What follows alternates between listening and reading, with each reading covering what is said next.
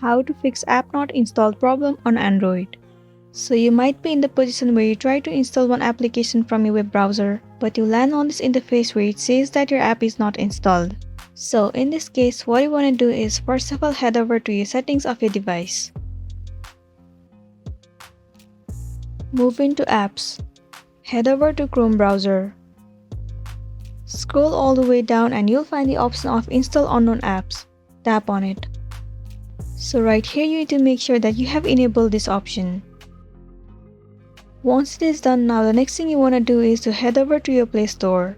Tap on your profile at the top right corner. Head over to Play Protect. And then tap on this gear icon at the top right corner. So right here what you want to do is disable both of these options. Well, there you go. Now you will be able to download any of the application on your device. So that's it, and this was a tutorial video on how to fix app not installed on Android. I really hope this video is going to be helpful for you. Thank you for staying with us till the end.